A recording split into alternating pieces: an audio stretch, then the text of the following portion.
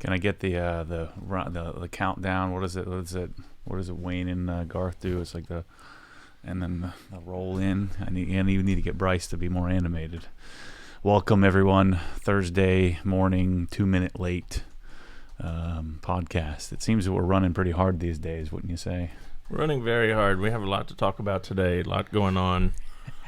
Yesterday, today. I'm having too much fun. I've made this paradigm shift over the last probably month and a half or so from stress to who freaking cares. Let's just do it. To just let's make it happen. And enjoying the process. Like, what frustrates me a lot is that I have full intention to do a certain amount of things in a day, and I don't get any of those done, but I get about 3,000 other things done. This is why I need to start vlogging this process more and sharing that more of what does a day look like, because it's absolutely insane, which is cool. So where do we start? Should we start? What do you want to start with? Well, let's start with a couple new. You put out the video yesterday about the comment washers. We've already gotten a lot of emails about that. So just kind of an update on what's coming, new stuff coming to the store. So I'm really surprised at this. I had no intention of this happening. The choice to add an entry pressure washer, right? So I'd always dreamt of this being possible, and that I could have a good, better, best. An entry, middle, and an upper. And I also had no intention of becoming like the pressure washer guy, but it is an important component in the the washing process, and it's one of those things that we've learned through the amount of information that people are asking of us. We can you bring that gain down a little bit? I think I jacked it up yesterday, is why it sounds so loud. But this discovery process of figuring out which pressure washers had what their specs were, we sort of came to the conclusion that there was one not clear winner, but one that seemed to be a little different than the other, and that was the Karcher K1700. And so I went and chased and talked to them about seeing if it was viable to offer it. And and then of course they came back and margins were like 8%, which is stupid. It wasn't going to be worth the time. But we've come to the conclusion that the K1700 is a viable option. I can't speak to longevity, but I think we solved that problem. And they have a gosh darn 3-year call them up and get a new one warranty. They probably wouldn't like me speaking to it that simply, but you call them up. They can either tell when you bought it, through the serial number, or you just provide them an invoice. So you email us and we send you the invoice from 3 years ago, and they send you a new one. They don't even have you send the old one back. And I'm sure that some people will take advantage of that and drop kick it and and get a new one every couple of years. But I think the vast majority of people, if their thing broke, then they would call up. And so one of my fears with the cheap pressure washer was, one, is it good enough? Does it work well enough? And then secondly, does it, are they going to support it? Because I don't want to deal with it. I don't want to deal with a bunch of junk. And so that's the first thing that surprised me on this. And then I've been in search of a mid-tier pressure washer since the beginning, since before I even did Krenzla stuff. I sat down with the Krenzla family and said, hey, I need like a $400, $500 pressure washer. And they're like, we don't do that. It's just not, we're not in that game. We're not in that business. We're not, we couldn't make something to our standard that, that would be in that price point. So we're just not going to do that. And so I'd pretty much given up. And you saw this comment popping up, and my buddy Amos in Jersey, made a couple videos, and I saw, I've been following this one for a while, and the fit and finish is not that of a Krenzla, but the output is very similar. So the output is within a 0.5 or 0.05 GPM, so it's negligible, and it's relatively quiet. The fittings and stuff are a little janky, but that's what we do. We can fix that. So we can have the proper adapters and source all the products, and then get a better hose and make it better. And so I've decided to offer that as well. So we'll have K1700 I don't want to have this big retail product line of 1,000 choices. This is the one. I mean, why do we need a second and third best in each section of this price point? And so entry level, which you'll be able to buy standalone, or you can buy upgraded the way we suggest. Then you have mid-tier, which you can buy standard or you can buy upgraded, and then everything in between. And then with like, let's say you just wanted a gun, or you wanted a hose reel, or you can buy whatever you want. So we'll figure out how to give people that information, and then of course we can always do custom. And then we have the full deal, the Porsche of pressure washers. And then each one will have a wall mount and portable option, a wall mount and portable option, wall mount and portable option. So what I'm hoping is we can get the price down on the Comet by eliminating a lot of the junk they put in the box. So that's the hope, is that we can get to that point where we can bring the cost down even more to make room for the good stuff. You want a better gun and hose and wand and all that stuff. So that's, I just placed I'm going to pay for it, place the order. So pre-order is up and running. We just filled out the paperwork for the Karcher, so that one will probably be a few weeks out. And right now, I mean, they have it on dirt cheap on Amazon, so hopefully they don't stay. They have it at the cost that I'm getting on Amazon, which is stupid. And I just got new costs. So I negotiated with them and got it so that margins are like 20-something% and reasonable. So anyway, we're making some progress on that. The Karcher packages are almost done, and so AR's done. What else do we got? Ryobi's done. Greenworks is done. Karcher, Sunjo. Yeah, Sunjo's done. Karcher is about halfway done, and then then we've just got to improve, and make it more and more and more user friendly for people to figure out. I think we're always going to have to support it. I think at some point we're going to have a telephone line. I've been avoiding that because I don't want to talk to weirdos. I don't want stupid questions that we've already answered. And so I want to avoid having a phone support line as long as possible. So if you really need to talk, just email me and say, call me. And we generally do, unless you look like a psychopath. But I don't want people freaking calling me to have a 2-hour-long conversation over buying a $12 quick disconnect. So that's part of the reason why I've avoided having a phone number. And I know it's not the best customer service choice, but it's the best. I find that all the answers are already there. I've already put it there. So we're doing a lot more work than a traditional retailer who just throwing slop out there. So that's something that we'll probably have a call center at some point. The trick is then having the people that know what the heck they're talking about. So I'm going to have to hire dudes who love this stuff for that. So to recap here, Karcher, Comet, coming soon, the washers themselves, right? We don't have a date. Yeah, so the pre-order is up right now on the Comet, so buy it. It'll help me get more of them quicker. So buy that. But we'll work on over the next few days of having the packages for them as well, so all the supporting stuff.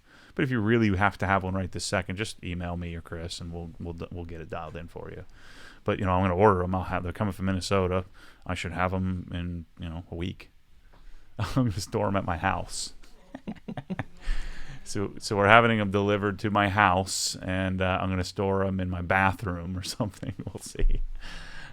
Yeah, we're running out of space here quickly. All right, so while we're on the topic of stuff in the store, we've mentioned it before. I think we might have some news on Ego blowers. Yeah, it doesn't look good. Oh, I don't think that's going to happen. So we need to blow up their. That's what I should do. I'm going to figure that out. I'm going to have everybody blow up the inbox of somebody at Ego. It's just freaking stupid. Like they only want to sell through lawn care companies. And I get it. They're afraid of their current distribution model, and they don't want some goofball on YouTube talking about it. But my argument was it's a completely different market. So hopefully, I'm going to make some videos sharing. 530, 580 are still the best thing to get. Whether I sell it or not, it's still the one that I'm using. And so it'd be nice to be able to provide people a cleaner, clearer solution. Because if you go to Home Depot, it's just complicated. I mean, that's what I'm finding that's what I found with all this stuff, is that it's hard to buy. The darn Comet that I bought it and the thing came broken. because it's from Northern Tool. They just don't know what they're doing. They don't care about it. They're just retailing it. So we're going to take care and battle and fight to get it to you better, at the same price. So I would argue buy it from me. So I want to do the same thing with Ego, because they're awesome. I just don't like, I've never liked and don't suggest, unless you can mount the Metrovac, the Master Blaster, on the wall, then who the heck wants to drag around a 50-foot power cord attached to a 12-foot hose or 30-foot hose? Nothing's worse than dealing with, think about your shop vac. Dealing with that darn hose drives me insane. Whereas I can grab a blower that's electric and who cares if it's filtered or warmed or whatever bull crap they're pitching. I mean, you're blowing air into air, so you can filter it all you want. What is it supposed to do? So if there's pollen in the air, you're blowing it around anyway. So unless you're doing it in a vacuum, it really doesn't matter. So I think the Ego blower is the best solution, and I fought that for a while. I was using the gas one. So yeah, not looking good. This is the battle that I go through every day. It's a constant battle to convince people to let me do this. It won't be as much of a battle in the future when I say I want to buy $100,000 worth of it today. Then I'll have more attention. Right now, it's like I want to buy $7,000 or $12,000 or $8,000 of something. That's a little bit more difficult conversation to have. They just don't, It's hard to explain the residual benefit of me marketing it for them. And it's not even me. It's me talking to the people that I was just yelling about this a minute ago about companies don't understand that if you influence the influencer, so if you influence guys that watch this stuff, that understand products and influence everybody in their life, then it spreads like wildfire. That's what's happening here, is that I'm providing information or providing details to the detail-oriented, and the detail-oriented are the answer people in their lives, and so everybody else around them is influenced by them. Think about, my aunt calls me on what tires to buy. I'm not a tire expert, but I probably know more than she knows. Right. And that's the thesis here, is that the broader audience of people that are involved in Obsessed Garage, that's they're the answer person, and everybody's in the lives around them. So if I have the ear of 1,000 people, I really have the ear of 5,000 people. Okay, so a couple other things that are coming to the store soon that we've gotten questions about. One, the new Rupes polisher. Do you want to speak to that? Yeah, Mark III. They just announced. What is it? What was it? Price $435. Yeah. Oh, it's on the screen. $435, $465. Yeah, they're available to order. I mean, there's no advantage to order it from me other than you want to help me make money, But we'll have them the same time everybody else has them, so shoot, we got to place an order for those. I think we should probably order 20 of each.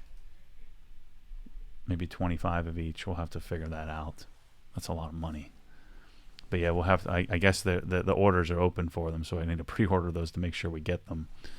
Okay, so those are pre-order available. We don't have them yet. Yeah, no one does. Yeah, Right. Yeah. Rupes just announced delivery is expected in March. Okay. Yeah. Also, then spray bottles, are those coming to the store soon? What's the plan? Just finishing up the Rupes. The Mark III is pretty darn smooth. If you have a Mark II, I don't know that I would. So if it's a stretch to you to have a Mark II, or it would be a stretch to you to buy a. Let's say you got 4 kids and you're making $85,000 a year. Don't buy a Mark III when you have a Mark II.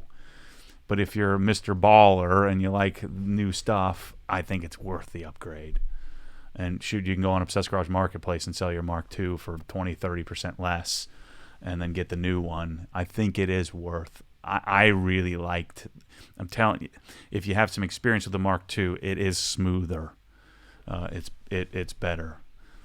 This is the I really want to create a marketplace, a buyback system, and longer term is to be able to buy back the stuff from dudes like me and you. Well, not you, but dudes like me that really take care of their stuff, and I want to buy it back and then provide so they can buy the new thing.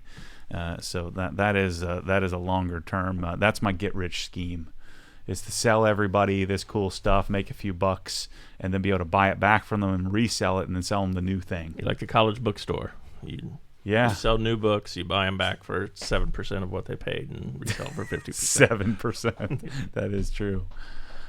Shoot. Oh, so bottles. We just got the quote. So it looked like the cost on them, I think, what was it, between €4.50 and €7. Almost 8. Yeah, €8. So in full disclosure, I'm telling you what I'm paying for them. Plus, so we had 1,500 bottles. Is about $1,900 to import. I don't know if there's going to be any duties or taxes on top of that. So we have $1,900 in shipping. So about $1. We calculated $1.44 per bottle in cost to get it here. So that means the bottles are going to retail. So my cost is going to be somewhere between $7 and $11. And so we're going to retail them for somewhere in the $16 or $14 to $20 range. And then the prices will come down on them in the future. This isn't like UPS where they add a fuel assessment and then fuel drops by 50%, and yet they don't ever decrease their price, right? Or they always have the fuel surcharge, they never decrease it. We're going to do it where I'll sell a lot more bottles if they're more economical, but they're going to come in somewhere around $14 to $20 like I thought. And I'm going to get about 1,500 of them in various sizes to start. And then what I'm going to ask you guys that are watching this, either now or in the future, I'm going to ask you to to buy them, and let's beat the crap out of them. And then let's buy more of them and beat the crap out of them. And then eventually, maybe if we're lucky, we'll be able to convince them to create the ultimate solution. And I'm going to preach this from whatever tower I can preach it from. They're not perfect, but it's the best we've got. Way better than anything else. So that's what I'm, so what I'm going to do is attempt to set expectations that when you get them, I'm hoping you're pleasantly surprised and not disappointed that it's junk. They're certainly not junk. Otherwise I wouldn't be doing it. But I talked about this, the atomization of them, the kind of the way they're set up, and we've got some work to do to make them perfect. Well, the good news is when you get 1,500 of them out there, hopefully that means we get 1,000 pieces of feedback from people to help and make things better. Yeah, I don't know if I want that. Too bad. It's coming. I already know what it needs to be. I just need you to buy them. So do this. Buy them, keep your mouth shut. I know what's wrong with them. And just buy more of them, and then I can go to them and say, look, see, like we sold 25,000 bottles in 3 months. I need you to do this, this, and this so that I can sell 125,000 bottles in the next 3 months. And then we can sell, and then we can start using them for OE supply of products. And I think most companies aren't going to be willing to spend $12 on a bottle, because then their product will go up substantially. But I will, and I know that you guys that are watching this would. And so I'll either put the products in the bottles and bottle it myself. So I'll go to these companies and negotiate with them and ask them if I can just buy their stuff in 350-gallon totes and fill the bottles ourselves, or convince them to buy the bottles and put their stuff in them. Stop putting stuff in an 80-cent piece of junk bottle. Because people will pay for it if it's good. I would. You might. Bryce would. I'll pay for good stuff. Yeah. Really good stuff. All right, now, and Adam is asking about this. This is good because I got a couple emails about them. We've added some new stuff to the store this week in terms of Prevost. We put up some new items. So can you speak to what else you're going to be carrying there? Yeah, we're going to carry. I've created an entire product line for Prevost. So Bryce is doing this one step at a time. We got to get descriptions and photos and videos, and it takes hours and hours and hours and hours while I'm hammering them every 5 seconds, running out the door saying, "Denny, this, do that, make this."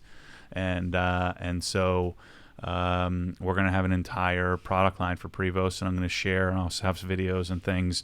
I'm going to do a lot less product specific, like standing in front of the camera and just saying, buy this, in so many words, because people don't like that.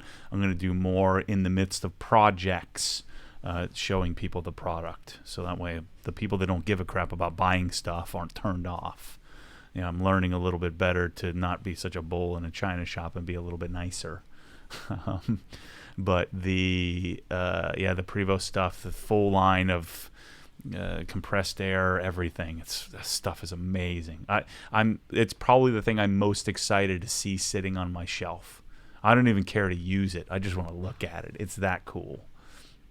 So the safety couplers, the slow release or double release couplers, even like the little brass or the chrome plated brass garden hose thingers are just a different option, different take on a garden hose quick disconnect. So it's you'll see a lot of cool stuff. In fact, supposed to make this video 3 days ago, but I've got a automatic tire filler from that I've got to install. And so I'm going to make a little whip hose and show you how that works. And so we have all the tools and all the parts to be able to make your own whip hoses for your hose reels and things like that. So we'll have all that up in the store and hopefully clearly identified and easy to purchase. Anything Prevost you want, just email us. We have it, almost all of it. And what I don't have, we can get. So if you need help designing a system, I can do that for you. I mean, if you watch the video of Nick's garage, I mean, he and I had an hour and a half conversation just going through the details of everything.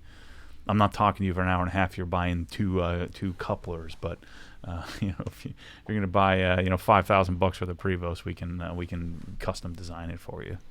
All right. One more thing with regard to the store here. And we just had this conversation yesterday, but talk about bread and the options that are going to be coming to the store with regard to that. This is really sick, actually. I've been reluctant to do this because I don't advocate buying stuff, on credit, right? So I don't advocate being irresponsible. But if I have the option to buy a couch, 12 months interest-free, I'm going to do that. And so, I mean, if they give me that option, and I might buy a little nicer couch, and it's a little different for me now. And certainly, when I was 20, so this I think is targeted to the 28-year-old, still has some student loans, just got his first house or second house, got married, has a first kid, is just starting out his career, or his or her career, making, I don't know, $110,000 or $60,000, whatever the number is, doesn't really matter. But somebody that really wants a Carenza, really values it, and would like to spread it out over a little while, and so I'm going to provide them a solution to finance it. Only very, very simple. We're going to have 6 months interest free. You just take, if it's $1,000 divided by 6, you make the payments. It comes, you pay it just like a credit card, and you're done. No interest. What does that cost? It's like 4% or something like that. So it hurts us a little bit, but there's no interest. And then we have 12 months, and the 12-month interest option, I think, is right now is like 6 or 7%, something like that. And then 24 months, and it's not same as cash. Same as cash financing is the shady one, where it's 24 months, same as cash. If you miss the payment, then they hit you with back interest charges at 30% for the whole time. So this is very different. It's just simple interest-free, simple interest where you make payments over the 12 or 24 months. So it'll give people the option. The one thing I'm a little frustrated with right now is that the maximum they'll approve is $5,000. And I know if I was going to buy at $8,500 Sonic array, and you were going to allow me to finance it for 12 months, I'd freaking do that. And so. We're going to have to work on that. But initially, and we tested it on a couple of other sites, the audio advice site that I really like, that I've never bought anything from there, but they have a really great home theater site. This is where I found out about bread, and you go in, you punch in like 3 bits of information. It doesn't do a hard pull on your credit, and it tells you if you're approved or not. And then it's really neat how it's integrated into the site, and then each product you can click on, and it tells you what your payments would be. It's really slick. And then when you want to do it, you can choose to pay half of the credit card, or finance, or do whatever you want. So it's very different than any of the others, like Affirm and some of the others that I've seen that I just felt like were too douchey, too financy. I don't like that crap. And because I am selling higher end, more expensive products, because we're working toward, like for instance, we're going to have the full Matt Mormon package for detailing once I get the the lighting and the interior stuff and glass stuff dialed in. We're going to have, if you want to do it my way, this is we're going to have full configured packages. And and some people might, let's say you're starting out a detailing company, you have a bunch of stuff. You have a bunch of products that, or a bunch of things, overhead expenses, and the income is coming, and you want to finance it. Then I'm going to give people that option to do it. So it's you'll see it on the site. It's going to be pretty slick, and I'm going to be really transparent about it. I'm going to tell you what it cost me. I'm going to tell you what your interest rate is, and you can choose to do it or not. And we're not going to beat around the bush, and then we're going to run promotions at times where we'll do 18 months interest free, which costs us like 10.4% or something like that. So I'll do that occasionally, maybe a couple of times a year, and just eat that margin. At some point when I start to chase margin, we start to chase these suppliers and renegotiate. Things like shipping and financing and things like that. Then maybe we'll be able to offer 18 months forever. But at the time being, we still have some products where the margins are like Sabre Cabinets margins are like after expenses are like 7% or something like that. And so some of these things just aren't. Lights we make 20% on, so it's there's not a huge markup there to be able to give everything away. And lots of retailers do that all the time, where they just, I guess what happens is they have to pay the next month's payroll.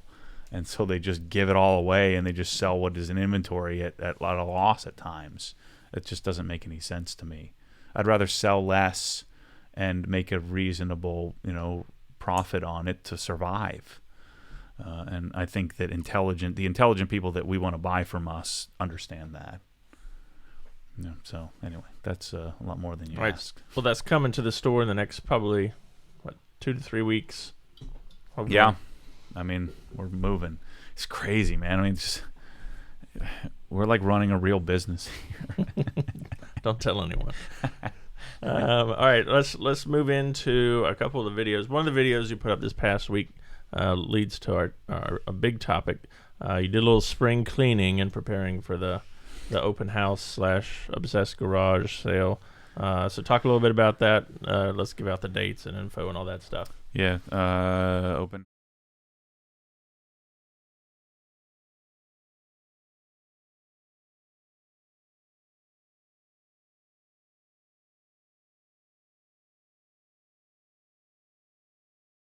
Accumulate stuff, nice stuff that I normally wouldn't have accumulated, the hose reels and Prevost hoses and headphones and GoPros and stuff like that. I normally would have, like my GoPro 4s, I would, when I got the 6s or 5s, I would have sold the 4s to get the 6s, but I haven't. Fortunately, I'm thankful for this. I haven't had to sell the old one to get the new one. And so now I have all this stuff that I would like to get organized and get out of here and get some money back on the deal. And so that's the plan here, is to have this garage sale and host people and invite people in to see this place before we tear it apart and move to some other place. And just have a fun little impromptu weekend, a day where people can come and hang out and buy some stuff and get the stuff out of here. All right, so that's next Saturday. And then we'll do a live stream, and I'll announce, what that'll look like. I don't know what it'll probably be like. I'll do it Sunday morning at 10 and just walk you through. Here's what I have left. If you want it, email me, and here's what it costs. No negotiating, so don't frickin' do that crap. I'm going to price it aggressively, so don't come in here and start negotiating with me, because I won't like that. I hate that. If something's $100 and I'm asking $12 for it, you're still going to ask, well, how about I give you $8? How about no? I understand culturally sometimes that's just, if you don't get what you don't ask for, but don't ask me. I'm telling you that right now. It's not going to go well. It's stupid. Just pay it. All right, so let's see. Yeah, I don't want to do that. I don't want to increase the price. So I want $12 for it. So I'm going to ask 20. So that way we can come to 12. It's freaking stupid. Anyway, sorry, I'm getting fired up. All right. Is there an interior lineup coming in the future for Obsessed Garage? That's a question we get very often. Dang it, I need to get that done. We're adding it to the list. Yeah. If I have a ceramic coat on my truck and I use bead maker, how often should I do a reset wash, and what should I use to do the reset wash? I think a reset wash is kind of bogus. So, I mean, I don't think you ever have to do that. We got a couple people here with frozen bead maker. Well, don't order it in the winter. What do you want me to tell you? Throw it away and buy some more. Yeah, if it's below freezing where you live, it's probably not a good time. If it's minus 40 and you buy something liquid, it's going to freeze. I could wrap it in thermal blankets and it's going to freeze. So I hate to be so harsh here, but what do you want me to do? Don't buy it. Don't buy Adam's car shampoo when it's minus 40. Or when it's 0, buy it in the spring. I don't know what people want me to do about this. I mean, just use your brain. Membership update. Any updates there? Yeah, I just talked to an attorney yesterday, someone who specializes in online sweepstakes. It's freaking stupid. I hate calling it that. So the 1M is going to get raffled. She's going to send me an engagement agreement, and I'm going to pay it. It's going to cost me about $5,000. You have to bond in Florida and New York. So I learned this. You have to bond it based on what you think the value of the sweepstakes is, and then we have to have all this boilerplate, and then you have to have this thing that is going to be in really fine print about you have to offer people the ability to enter with no cost.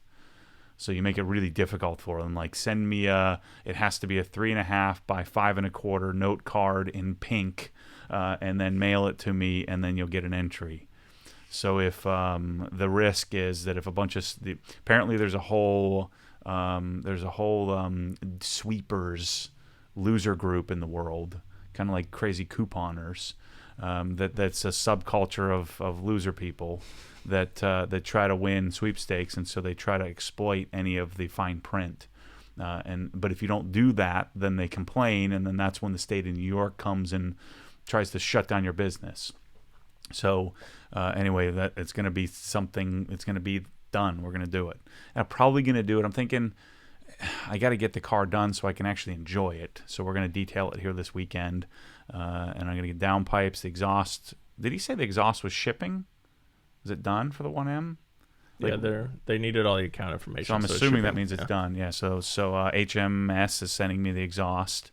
So the exhaust will be on, downpipes. I got to go to the line to get the coil packs done. So we're going to do the downpipes, coil packs, new plugs today and tomorrow, detail the thing, and then I got to replace some of the interior parts, and then get the charge pipe changed out and the blow-off valve active tune, and then we'll do the headlights as well when those come in a week or so, the Bay Optics headlights. And then the 1M will be dialed in. I'm going to play with, I'd really like to get some spacers on it. It's a little sunk. And so I want to I'm going to go down to, PSI has their alignment rack coming. So they'll be the standard in Orlando to go get alignments done, because Bill doesn't work for Chi anymore, my guy. So the standard place to get, alignments will be at PSI. I'm going to go down and align the thing. Probably add a few suspension components to it, like Dyna tow arms, probably Dyna monoballs, and then the car's going to be really dialed OE plus. I'll enjoy it now through the rest of the spring, make a bunch of videos with it, share it, talk about it, and then we're going to start the membership program, which will be $60 or $240. $60 if you want to just get videos. You'll get a single entry to win the 1M. So $60 if you want just the video stuff. We're going to do a lot of business and life talk, a lot of vlogging on that, personal stuff. And then what was I going? Oh, and $240 if you want a discount in the store, 10% off for free shipping. So we're gonna have that. and then so membership program, those two options. So if you sign up for the 240, you'll get 3 entries. I'm probably going to cap how many entries are allowed. Hopefully I can raise $500,000 and get super rich and pay my taxes on selling this 1M. We'll see. Then the next car I'll buy is an R8 or a Corvette or something. Or maybe I'll buy an R8 and a Corvette and modify those and do the same thing over and over again. And so we'll see how it goes. But the other thing I'm probably going to do is create exclusive. So if you don't want to do the membership thing, probably create like 3 different shirts that you could buy and make them like $75 or something, where you're basically buying a raffle ticket. And again, limit it to maybe 3 or 4 or 5,000 entries, depending on how much money I raise. I'd like to find an organization that is attached to obsessive compulsive disorder, and then donate some of the proceeds. But I'm going to publish all of that. I'm going to tell you how much money was raised. I'm going to tell you how much I gave away. I'm going to tell you how much I kept. I'm going to tell you how much I spent on the next car. I'm going to tell you how much I paid the attorney.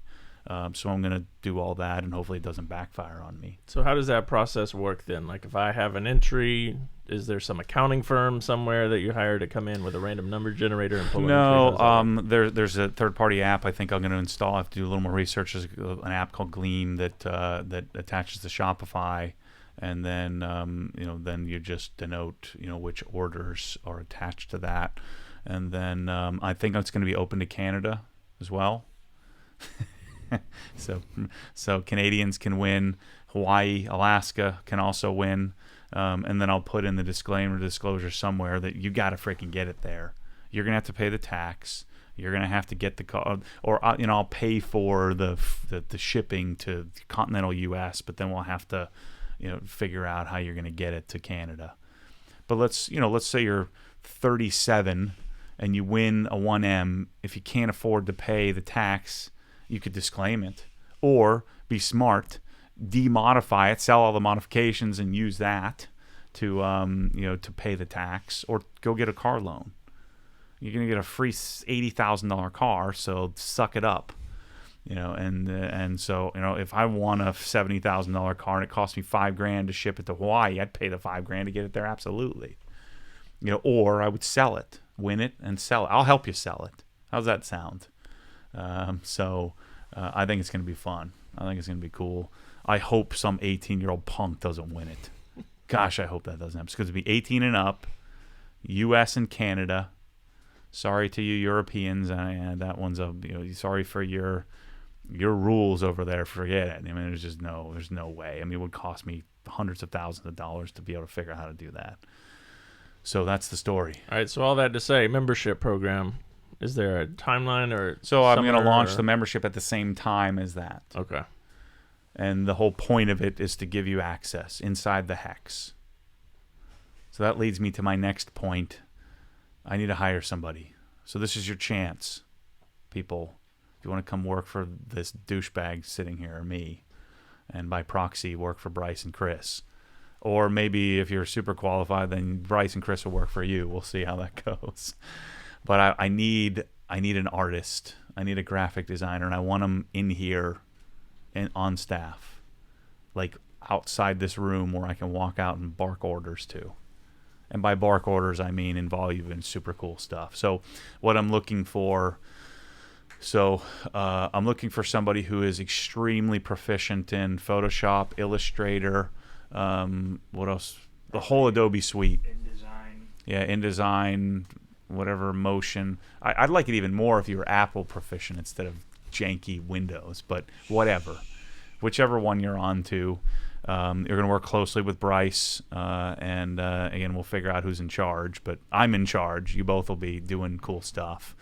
But we're so up against it. I mean, we just talked about Prevost, Comet, Karcher. If I had somebody that could help with art, there's like 1,000 shirts. I'm bored with my shirts. I want more shirts. I need new shirts. I need new designs. So I want somebody that I can go out. I mean, I have so many things swirling around in this house of horrors that's my brain, that I want to be able to just go out and say, let's work on this, let's do this, let's do that.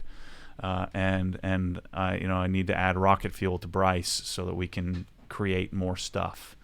And what we'll do, I've already thought about this. So Chris and I will just share this office, and we'll float, and we'll stick them in your spot. and we'll just row the boat together. I don't know what that job is going to pay. It depends on how qualified you are. So you'd move here. I want somebody to work for, you're getting started in the startup. Yeah. So graphic designers. I don't care how old you are. Central Florida. Email me. Tell me why. And I'm telling you, this will be the freaking coolest job in the world. I think it's cool. I don't know if Bryce thinks it's cool, but I think it's freaking cool. We're literally like playing with the cool stuff all day and just jerking around. But we're working freaking hard. But we need more. I need a designer, and I don't want to outsource it. But I'm also not looking to pay $150,000 to somebody to be a freaking artist. Yeah, so you want to keep him as a starving artist. Starving artist. No, I want to make them rich at some point. If you make me rich, and I'll make them rich, but I want it to be. If you're a wizard with, an artist on a computer, excuse my ignorance here, and I can bark ideas out at you, and then you can pull it from my brain and put idea to actual concept, and you'll be doing things like chasing down the t-shirt company to get it built. I'll send you to wherever Lululemon and North Face and all these companies are, the trade shows they're going to find like the cool clothing, not the bullcrap promotional stuff that everybody else does on Gildan t-shirts and coffee mugs, and all these companies send me this garbage-free stuff. I'm looking for somebody who's going to help me chase that, and we can make an apparel line that people will want to wear because I want it. So that's the call for hiring somebody for an amazing job. And forgive the sales pitchiness. I mean, it literally is going to be like a dream job for somebody who is into this kind of stuff, that understands the vision that I have and can put idea to actual reality and execute on it. So I'm going to teach an artist how to execute, because that's my skill set, is execution. So that's what I need. If you're ready, email me, matt@obsessedgarage.com. Don't fluff it. Just tell me you want to frickin' do it and why you can do it. And then we'll set up a call. And you're going to buy a plane ticket, and you're going to come down here, and I'm going to look you in the eyes, and I'll know in 5 seconds. That's the story. Bring zebra cakes. Depends on what month it is. This month, yeah. Got a couple people asking here. Oh, they want to know what shirt I'm wearing today. That's good. So let's see. I think there's a conspiracy against me. I put way too much thought in it. Oh. Bryce has got the same freaking shirt on. Dang it. Nice work, This is Bryce. why I need more shirts. Please help me. Graphic designers, align. Come here, work for me, so I will never have to wear the same shirt as Chris again. Oh, that's the old one. Yes, mine's the new one. Well, I give Chris the stinky old ones, not the new design. Yeah, I'm still living on my hand-me-downs. Yeah. All right, let's talk about this weekend. What's going on with you this weekend? People coming to town to do some work. Is that a few of the moderators are coming to visit, so we're gonna work on some projects. So I think we're gonna detail the 1M, assuming they're up to it. So let's see who's coming. Mike's coming. Mike, Shane, Brandon B from the Shifted Perspective YouTube channel. Go subscribe to him.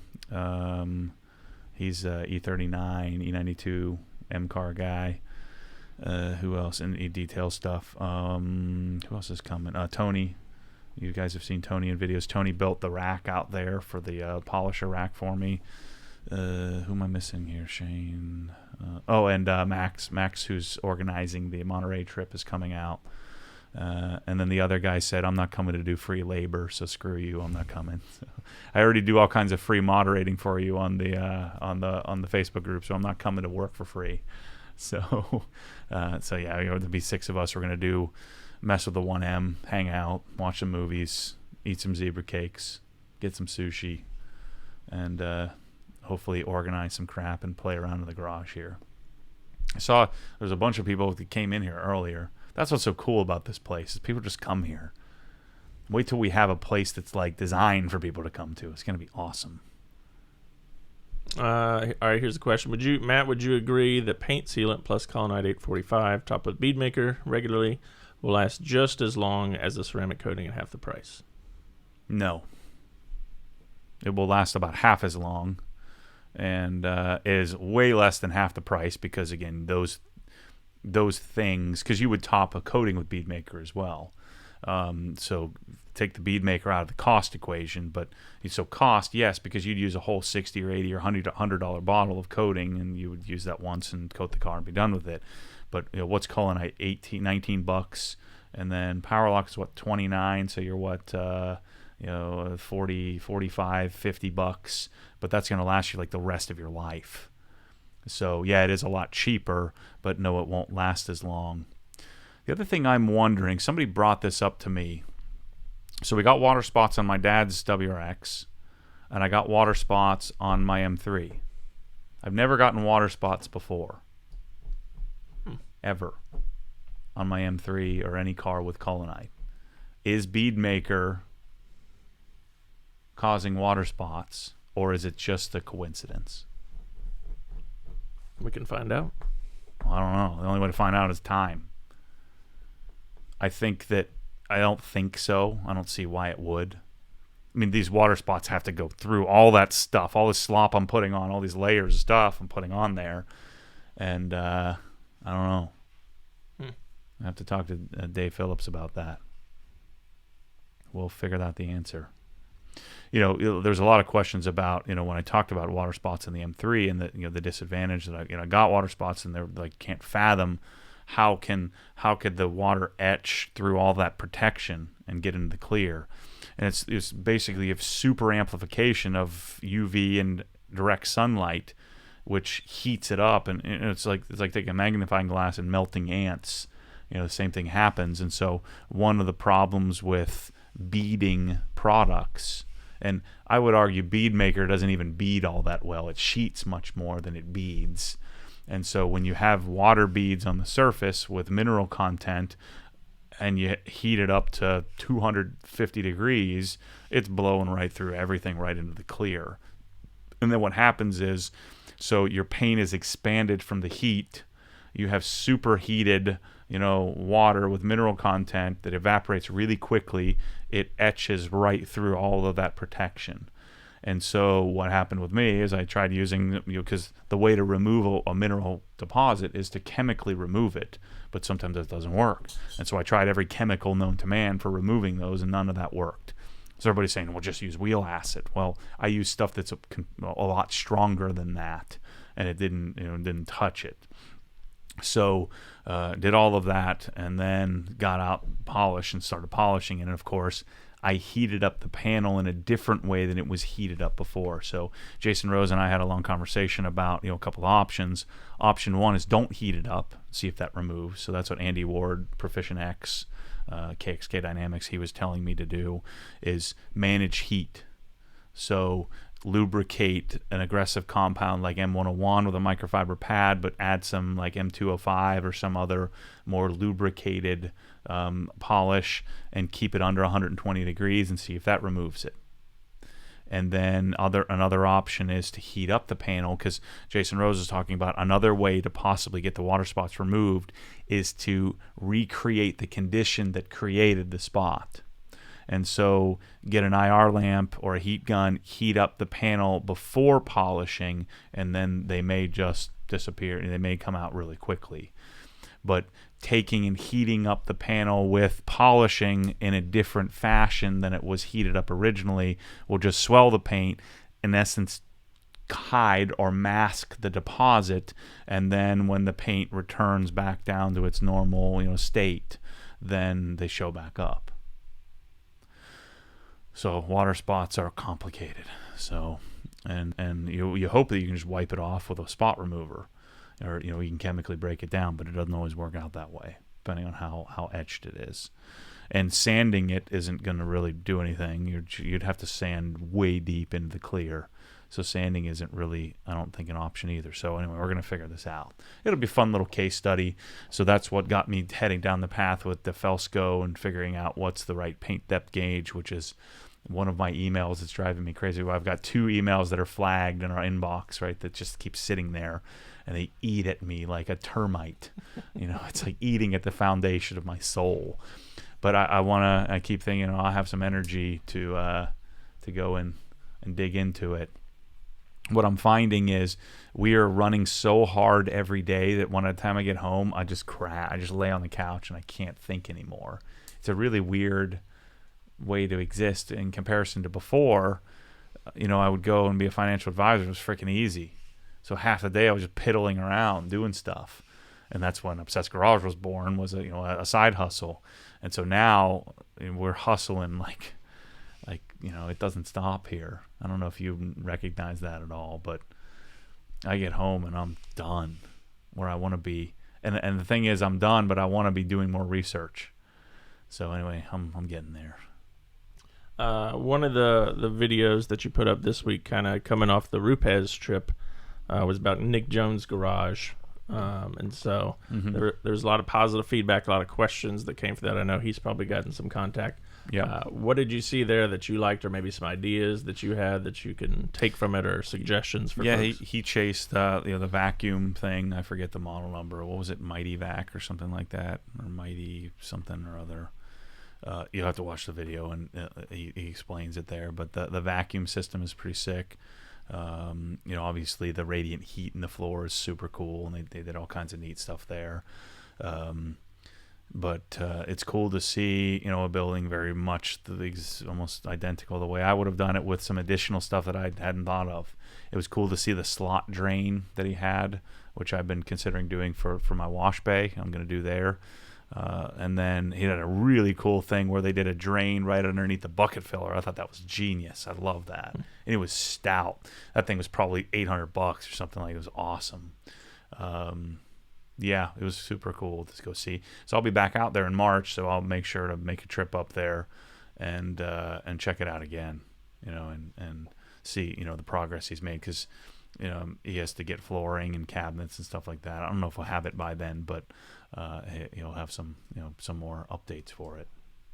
Another video that you talked about, kind of why get certified. That was your wash and chat sort of video. So I should have known that the reaction of that, so I have to put it in a frame or something. I think it's cool, but this IDA thinger, this is the one you just buy. So this means nothing, right? So I just became an industry member. And it was $250 to do. It was a lot of money as a supplier. And so they hit up suppliers for a little more, thinking they'll have a little bit more resource. And so, I don't want to be a detailer. I don't even consider myself a detailer. I just like detailing in the garage. It's my thing. But I support the craft. I support the industry. I support the. I don't even like calling it an industry, because to me, it's fun, and I'm just not interested in the.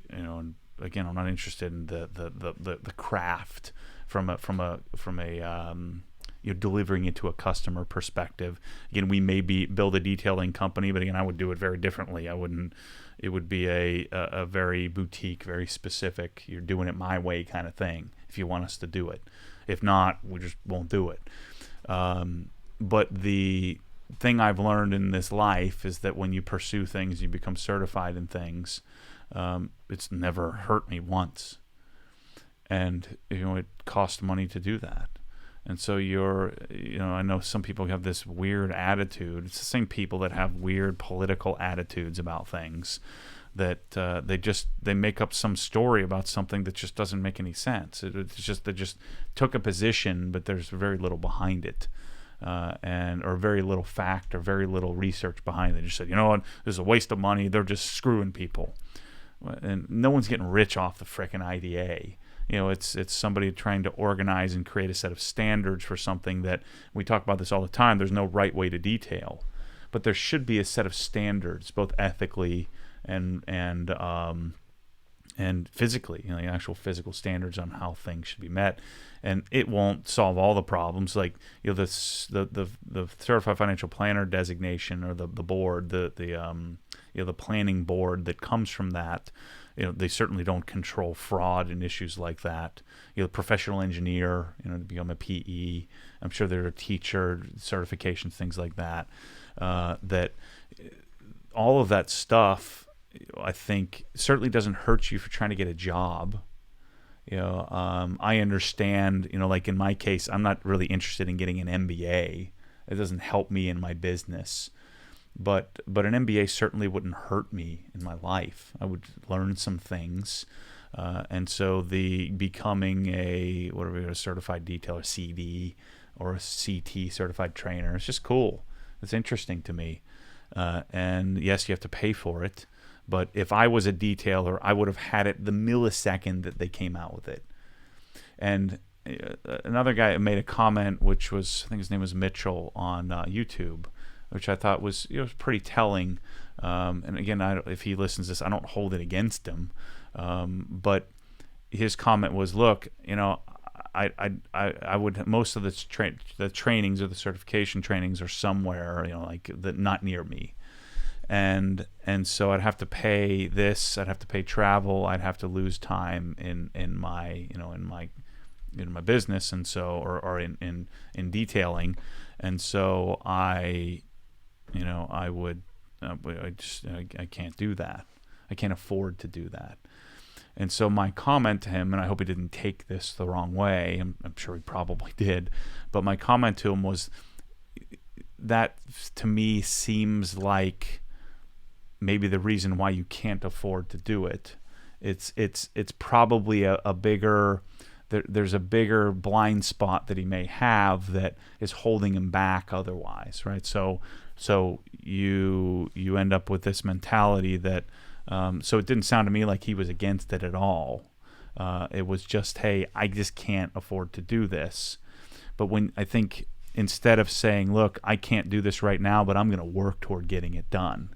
I think if you had that, it'll happen way quicker than if you have this attitude that, and I just can't afford to do that. It's just too much. I would lose too much. Instead of thinking about what would I gain, what could I gain if I did that.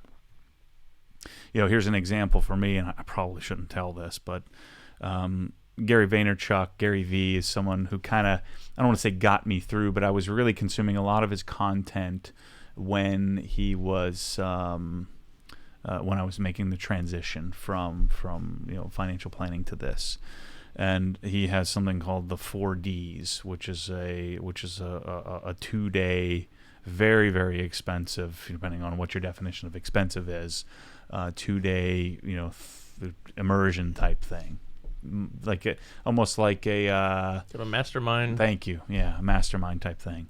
And so I'm reluctant. It's a stinger amount of money, even in my place in life, and it's 2 days, and you're like, man, that's a lot of money. But I just have this suspicion that if I go and do it, then I invest in it, and it'll be a reach for me to do it. If I invest in it, I don't watch Gary V and say he's the end all be all, but there are things that make sense to me, that resonate, that he understands that I probably don't understand or have a blind spot to. And so I'm thinking about spending the money and going and doing that, and I certainly won't be worse off for it. And so that was my message to people. If you're a detailer, first of all, if you're doing it yourself, you don't have a business. A business is not you. You're a consultant. A business is when you have employees. So I think you need to change your mindset. I'm stealing that from Rick. You're a consultant. You're not in business when it's a single man operation. A business is relationship. A business is you have employees. That's what a business is. And so maybe you're registered as an S corp, but a real business is when you have employees, and I think you should be working toward that. If you're detailing cars, and that's what you're doing for a living, a first step is to educate yourself, become certified, and then start to figure out how are you going to impart that knowledge on other people. And if yes, you have hired a few and they've stolen all of your stuff, then you did something wrong.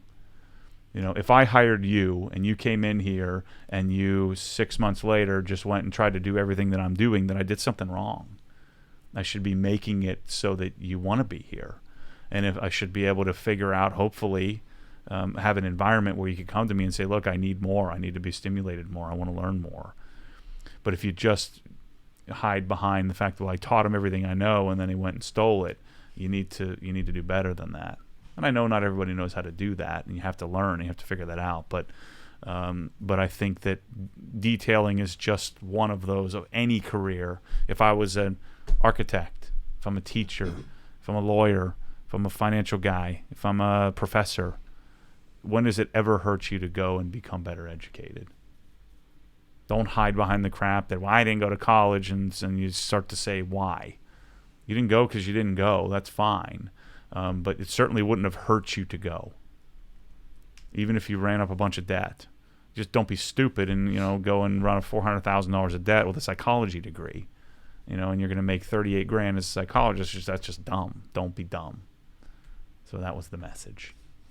Yeah, and I think no matter what it is, like you said, it could be teacher, it could be architect, could be financial advisor. You rarely get dumber by going and I'm not a seeking more detailer, knowledge. but I want to be a certified detailer. I like detailing, so I want to be certified.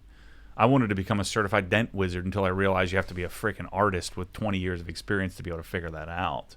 I wanted to go and do it and learn it to take out. I get one dent every other car, and I wanted to invest in that knowledge. It just makes you better. And that's a microcosm of everything in your life. If you chase those things, chances are you're going to be maybe not top of your class, but you're going to be top of whatever you're going to be in the upper echelon of whatever your field or your business or your choice is. So if I wanted to be a detailer, I'd drop all this crap about caring about what other people are charging and all this other bull crap, and I would stop worrying about competition and what everybody else is doing, and worry about what you're doing, and create a brand, and then create a way to engage other people and bring them into your fold, teach them, figure out a way to train. Look at Rennie Doyle. He's and he doesn't detail cars anymore for a living. He trains other people. That's his passion. So he's worked his way toward that. He wasn't making excuses about well, I don't want to travel, or I don't want to do this or that. Again, I think that's a mindset that you may have a blind spot to. That I get. If you're not making $100,000, you're not going to go spend $500 to get certified. So figure out how to make $100,000 if that's the number that you need. Work toward that. Take steps. Take risks.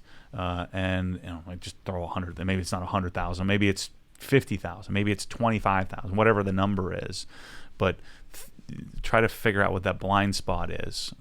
I'm spending every day. There's a million blind spots I have that I can't see today, that I'm hoping through the acquiring of knowledge or the pursuit of knowledge that I'll have less and less blind spots every day that goes by. I'll talk about that a little bit on this building here and how we're going to do that.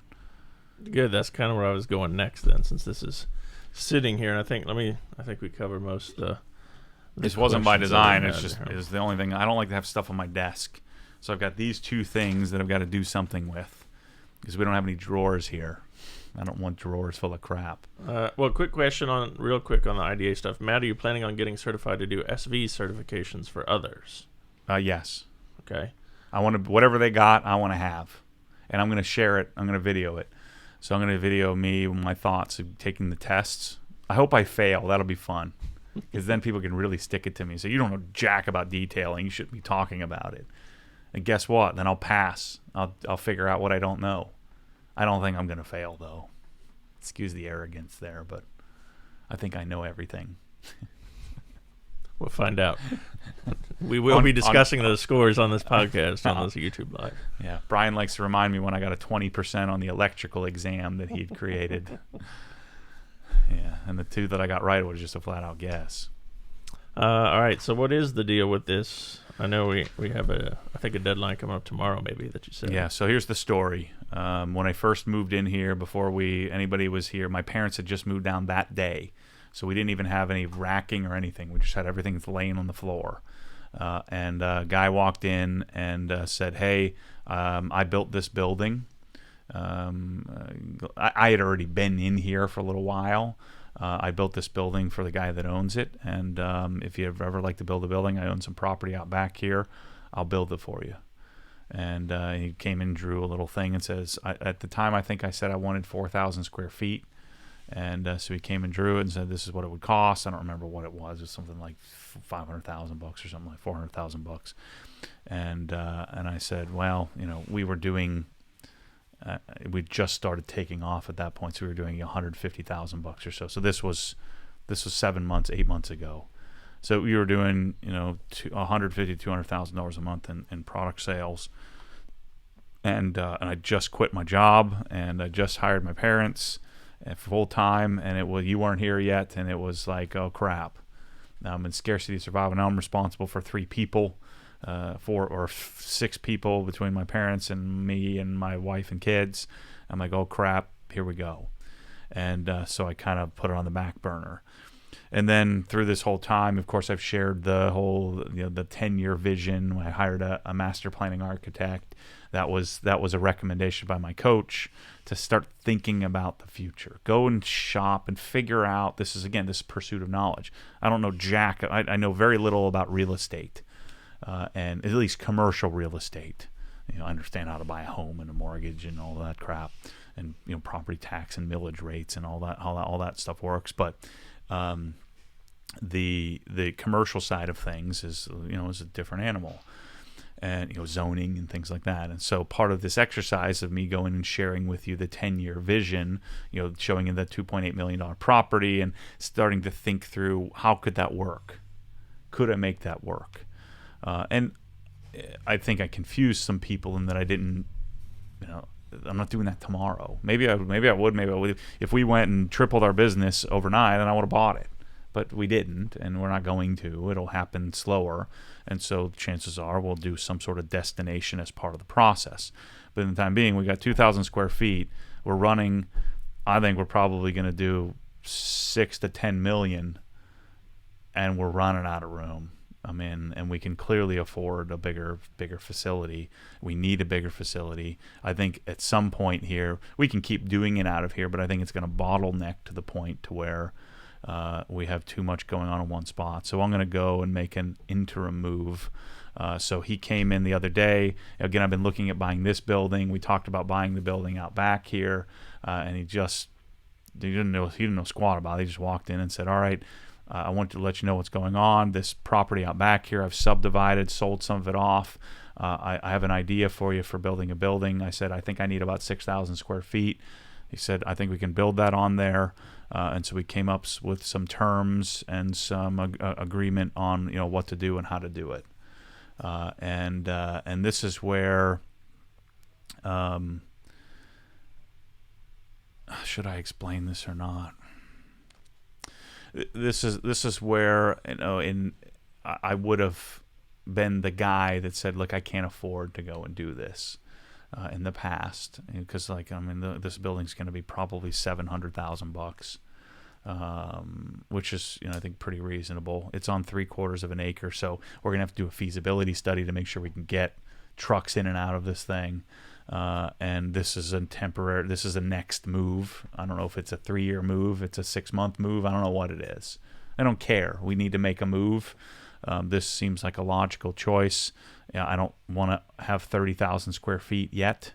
I don't know if we may never need it. Who knows? And so the process of this. So I just dictated what I needed with the guy.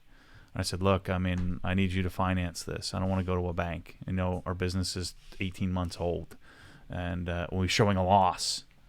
We haven't lost, but we're showing a loss. You should, especially starting out with startup costs and things like that. So a bank is going to have a hard time with that. The bank's going to be 6 or 7% interest. And so I dictated the terms with him of what I would need, and he came up with better terms than I even thought I would have even asked for. No, there's a mutual exchange. There's an equal exchange in value. He has the property. He's selling off some of the others. He's looking for cash flow. He has an expertise in building. I need a place. I need, cash flow is king for me, and I don't want to put a bunch of money down. We need that for inventory and people and humans. And so, cash is king for us in this growing business. Without cash, we can't buy stuff. We can't launch new products. and so at some point cash is going to dry up as this gets bigger, and will slow us down if I'm not careful. And so we're going to have a $600,000 or $700,000 building, very reasonable. The cost of that is going to be about double what we pay here, but we're going to have 4 times the space, because we're also going to have there's a 1,200 square foot building on there. We went and walked through, a little janky, but we're going to make it cool, I think, and that'll be like our podcast studio, my office, and then your offices, and we're going to do like a really cool like bullpen type area that'll be really OG dialed in, and then we'll have a warehouse slash product development slash detailing facility. That then who knows where we'll go from there. Whether I buy the 100 acres or not, I don't know.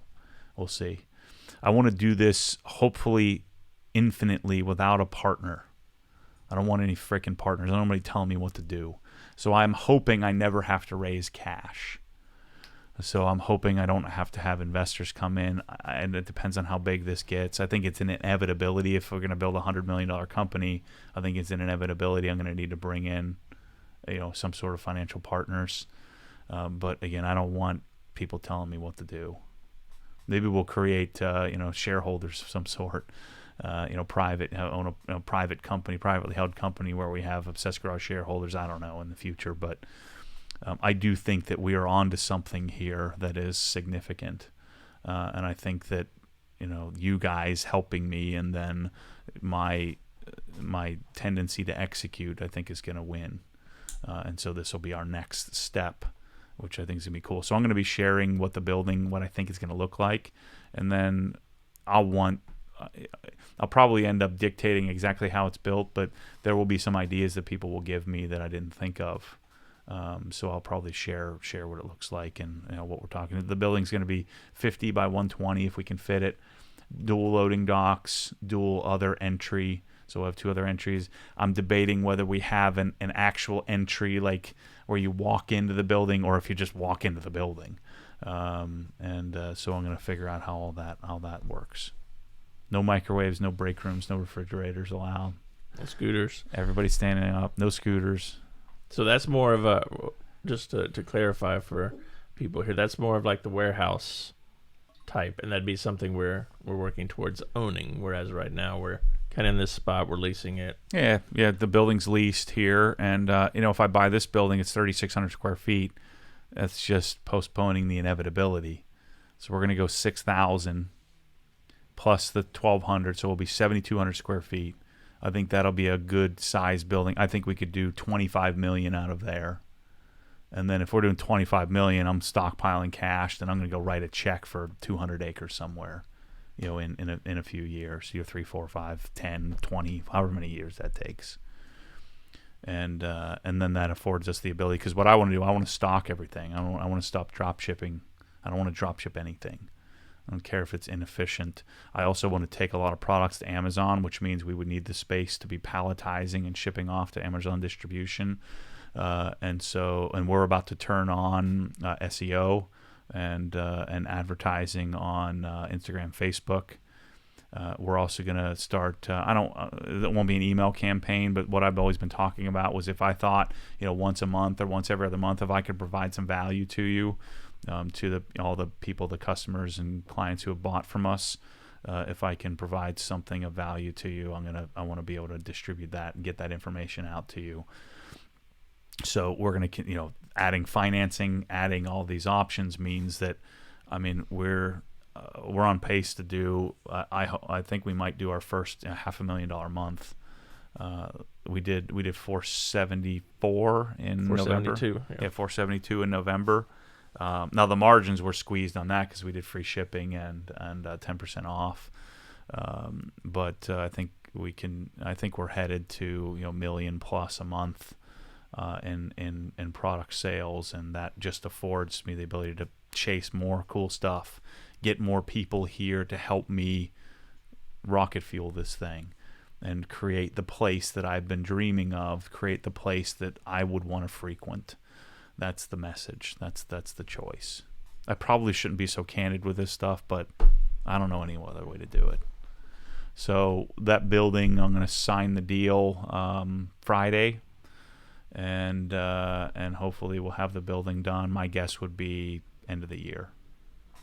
So that's why I'm going to be storing stuff, pressure washers in my bathroom at my house. The pool closet, the wash bay is going to be stacked with Karcher pressure washers, and that's the trick. We have to hoard some of this stuff because the suppliers have a hard time.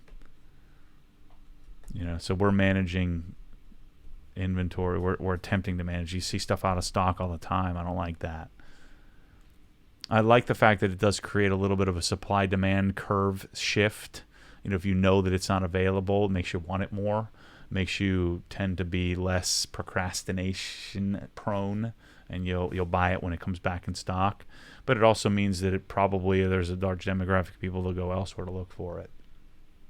I'm already asking people to pay me, for shipping and things like that to help us develop this. So I don't want to turn people off if I can help it. And we had a bunch come in yesterday. I know a lot of people were waiting on hoses. 50-foot hoses are now in. Garden hoses are in. Yeah, but the 50-foots are probably already gone. So you better get that order in right now if you want anything. Because we're kind of stretching our supplier thin at this point, I think, even with everything we need. Mm-hmm.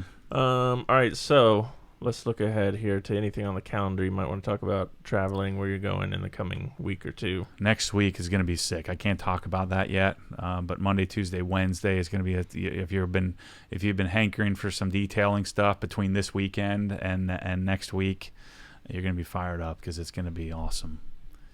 Unfortunately, Porsche BMW stuff for you guys who want to see me detail the Camaro, but Porsche BMW we'll be doing the 1M. And then I've got to do my Porsche here coming up. I've got to figure out the yellowing. The RS will be coming back here soon.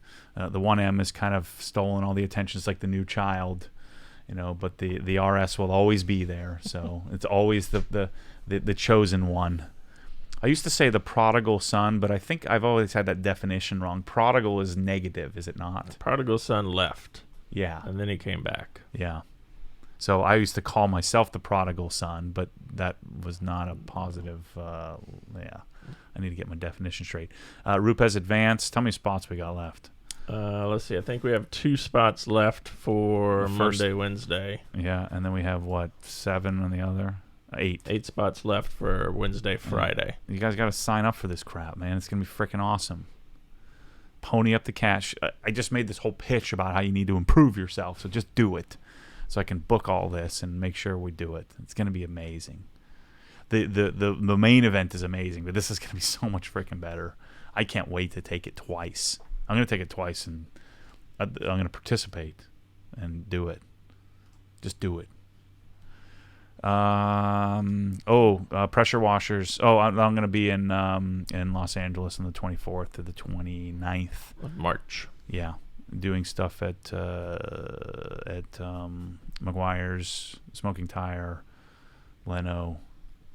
So hopefully I paid when Freddie was on Smoking Tire the other night live. I paid $20 to get him to mention me. So did it work? Yeah. So hopefully Matt. It's clear Matt doesn't have a freaking clue what Obsessed Garage is. So that'll be good. That'll be fun. It'll be fun to tell him the story. What else do we got going on? So the open house is coming up here, so come to that. And let's see. I think that's it. Yep, that's it in the next month or so. That's a lot. We got plenty of other stuff going on as well. So yeah, I need to start doing some stuff. Podcast, man. I need to get some guests and things on here. Clearly, my heart is not in podcasting. I love doing this though. This is easy. But I think I can do a decent job interviewing people because I don't sugarcoat. I just ask them the question everybody wants to know, that everybody's afraid to ask. So we just need to make up a list of people you want to interview. I guess, but then I got to do it.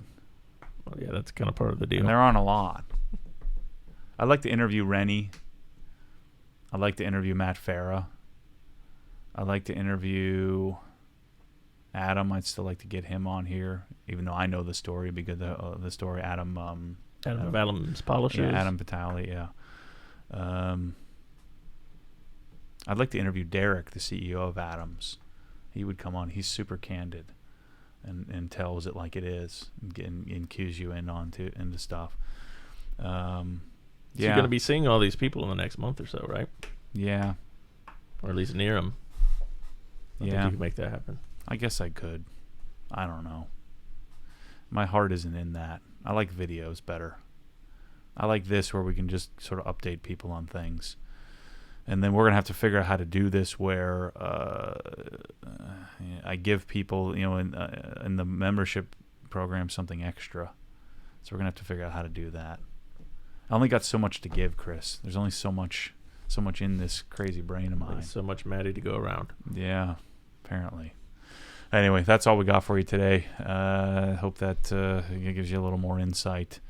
What about questions? We got any more questions? We forgot about that. Let's make sure we get all those answered. When do you think the next advanced event will be after the March one? I don't know. We got to make sure this one goes down. My guessing would be 6 months. But I'm going to be future advanced will be here. That way I don't have to go anywhere. My facility is going to be nicer than Rupes when it's all done. So if one can dream anyway. Are you taking your dad back with you for the advanced? No. No. Because I'm going to be there all week, and this place wouldn't run, so that would be bad. I think that's all the questions I see. Okay, cool. We got 97 emails to go answer.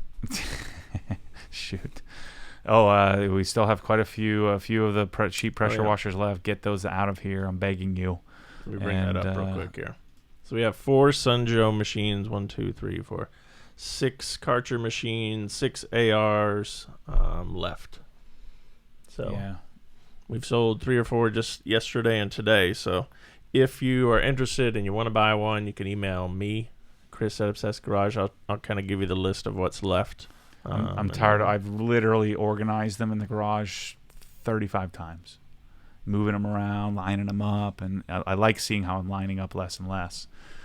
We got to go box some of those up here. So anyway, thanks for all the support, people. Thanks for the questions. For the 180 or so of you that watch this, I got to start promoting this so we can have 1,000 people that watch it. But I know most of you would be better to watch later anyway. But then I've got to start promoting Super Chat so you can start giving me some more money so I can build a 7,000 square foot building instead of a 6. Well, we didn't get a single thumbs down today. That's nice. People must be in a very nice mood today. That's because we got 100 people watching. So.